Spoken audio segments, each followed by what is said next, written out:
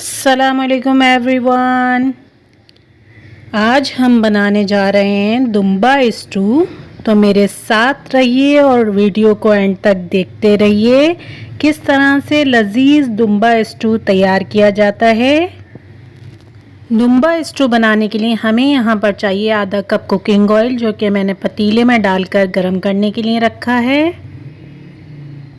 यहाँ पर मैं ले रही हूँ दुम्बे का गोश्त 3 पाव। आप देख सकते हैं ये साफ़ सुथरा धुला हुआ दुम्बे का मिक्स गोश्त है, जिसे मैंने धो रखा है। और अब ऑयल गर्म हो जाने पर हम इस गोश्त को डाल देंगे पतीले में, ताकि हम इसे अच्छी तरह फ्राई कर सकें। याद रहे कि इस गोश्त को बिल्कुल डिम आंच पर हमने अच्छी तरह फ्राई कर लेना है। तो डिम आंच पर मैं इसे कुछ देर के लिए फ्राई होने दूंगी अच्छी तरह। मसाला जात में मैंने यहाँ पर लिए हैं तेज़पात छोटे टुकड़े कर लिए हैं, लौंग और काली मिर्च, कुछ दालचीनी के टुकड़े और एक बड़ी इलायची ली है। 1.5 टेबल स्पून के करीब ज़ीरा लिया है। सौंठ ली है, उसको मैंने पीसीज में लिया है। सूखी हुई अदरक को और नमक आप ले सकते हैं हस्बे ज़ायका। मसालों को देख लीजिए अच्छी तरह। नमक आप अपने जायके के मुताबिक ले सकते हैं। अब यहाँ पे हमारा गोश्त अच्छी तरह फ्राई हो चुका है, आप देख सकते हैं। मैं चलाकर भी दिखा देती हूँ आपको कि शानदार तौर पर डिम आंच पे हमने गोश्त को अच्छी तरह फ्राई कर लिया है। अब इस फ्राई गोश्त में ये मसाला जार डाल देंगे, जो कि मैंने आपको अभी दिखाए थे। तो ये तमाम मसाले एक साथ मैं इसमें डाल दूँगी।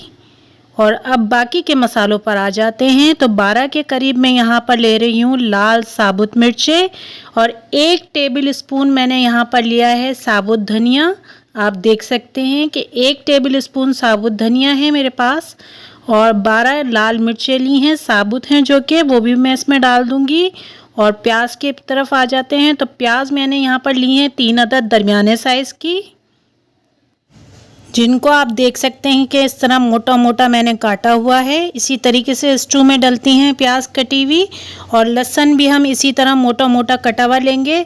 पूरी 1 घंटी लहसुन लिया है और 1/2 टेबल स्पून के करीब मैंने हल्दी ली है।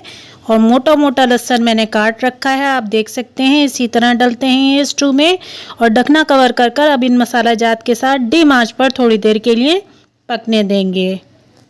अब थोड़ी देर हो गई है, इन मसाला जात के साथ गोश्त अच्छी तरह भुनाई हो चुका है। हमने अच्छी तरह डिम आंच पर इन मसालों के साथ जो है गोश्त को थोड़ी देर के लिए पकने दिया है, आप देख सकते हैं।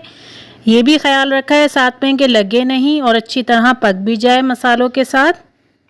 अब इसमें 2 गिलास के करीब पानी शामिल कर देंगे और मीडियम फ्लेम पर जो है हम ढकना कवर कर कर इसे पकने देंगे, ताकि मसाला जात और गोश्त जो हैं वो अच्छी तरह पक जाएं।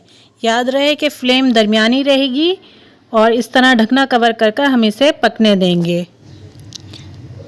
कुछ देर बाद आप चेक कर सकते हैं तो यहाँ पर हमारा गोश्त जो है वो बिल्कुल पककर तैयार हो गया है। मेरा मतलब है कि गलकर बिल्कुल अच्छी तरह तैयार हो चुका है। अगर आपका गोश्त नहीं गले तो आप थोड़ा सा पानी इसमें शामिल कर सकते हैं, नहीं तो अदरवाइज़ दुम्बे का गोश्त जल्दी ही गल जाता है। और अब इस गोश्त में शामिल करेंगे 3 अदद चॉप किए हुए टमाटर। ये दरमियाने साइज़ के 3 अदद टमाटर हैं, जो कि मैंने इस तरीके से कट कर रखे हैं। ये मैं इसमें शामिल कर दूँगी। टमाटर के साथ ही मैं इसमें शामिल करूंगी 6 टेबल स्पून के करीब दही। तो मैं आपको दिखा देती हूँ, घर की जमी हुई दही है।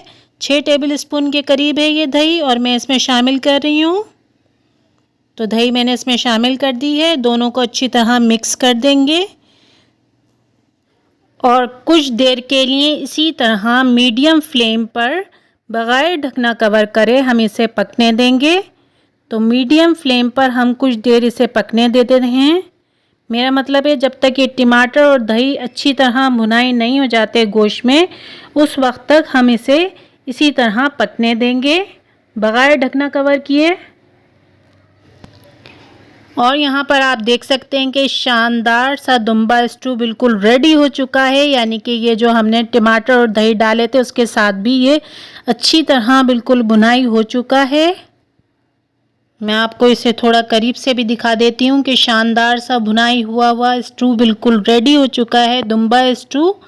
ये आप देख सकते हैं, बेइंतहा लजीज बनता है ये दुम्बा स्टू। जब आप इस रेसिपी को ट्राई करेंगे तो आपको अंदाज़ा होगा कि कितना शानदार बनकर तैयार होता है। यहाँ पर हमने प्लेट में दुम्बा स्टू निकाल लिया है। यहाँ पर आप फ्रेश अदरक से और हरे धनिया से इसे गार्निश कर सकते हैं। नान के साथ, चपाती के साथ आप इसे ट्राई कर सकते हैं। शानदार सा लजीज दुम्बा स्टू बिल्कुल रेडी है आपके सामने। उम्मीद है जब आप इस रेसिपी को ट्राई करेंगे तो आपको अंदाज़ा होगा कि कितनी लजीज बनकर तैयार होती है ये रेसिपी। अगर हमारी रेसिपी आपको अच्छी लगी है तो लाइक कीजिए, शेयर कीजिए, चैनल को सब्सक्राइब कीजिए। Thanks for watching.